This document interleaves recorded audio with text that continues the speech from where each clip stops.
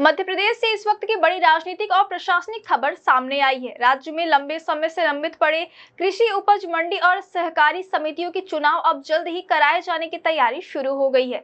मुख्यमंत्री डॉक्टर मोहन यादव ने खुद संकेत दिए हैं कि सहकारी समिति, कृषि उपज मंडी और निकायों के चुनाव आने वाले समय में एक एक करके संपन्न कराए जाएंगे। मध्य प्रदेश में वर्ष 2017 से अब तक 259 कृषि उपज मंडियों के चुनाव नहीं हो पाए हैं। वहीं वर्ष 2018 से प्राथमिक कृषि साख सहकारी समितियों के चुनाव भी लंबित है। इन समितियों से प्रदेश भर के लाखों किसान जुड़े हुए हैं, जो सीधे तौर पर ग्रामीण अर्थव्यवस्था और कृषि व्यवस्था की रीढ़ माने जाते हैं।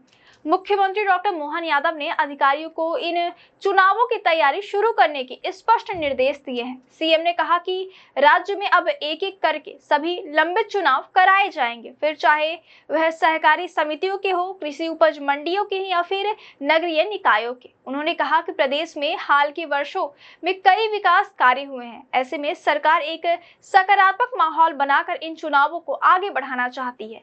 सरकार अब इन चुनावों से पहले परिसीमन और नए सिरे से आरक्षण की प्रक्रिया शुरू करेगी। राज्य निर्वाचन आयोग ने इसके लिए सरकार को परिसीमन आयोग के गठन का प्रस्ताव भेज दिया है। इस आयोग को परिसीमन और आरक्षण से जुड़े सभी अधिकार दिए जाएंगे, जिसमें विभागों से लेकर आयोग तक को पूरा नियंत्रण शामिल होगा। हालांकि इस प्रक्रिया को शुरू करने के लिए राज्य सरकार को नगरीय निकाय अधिनियम और पंचायत राज अधिनियम में संशोधन करना होगा। जनगणना पूरी होने के बाद राज्य में विधानसभा और लोकसभा क्षेत्रों का परिसीमन भी किया जाएगा, जिसके बाद कुछ सीटें समाप्त होंगी और कुछ नई सीटें बनाई जाएंगी। इसी के साथ आरक्षण व्यवस्था में बदलाव देखने को मिलेगा। गौरतलब है कि भले ही सहकारी समिति और कृषि उपज मंडियों के चुनाव दलीय आधार पर नहीं होते, लेकिन इनका राजनीतिक महत्व बेहद बड़ा होता है।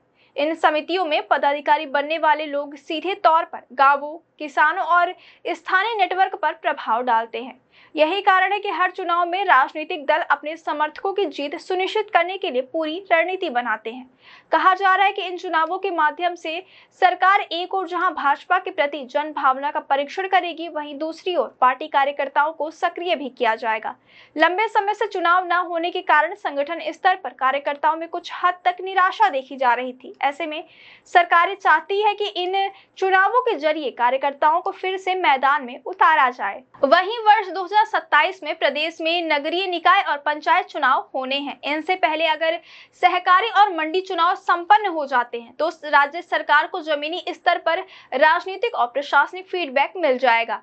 मुख्यमंत्री ने अधिकारियों को निर्देश दिए हैं कि वे अभी से तैयारी शुरू करें, ताकि परिसीमन और आरक्षण की प्रक्रिया में किसी भी स्तर पर देरी ना हो।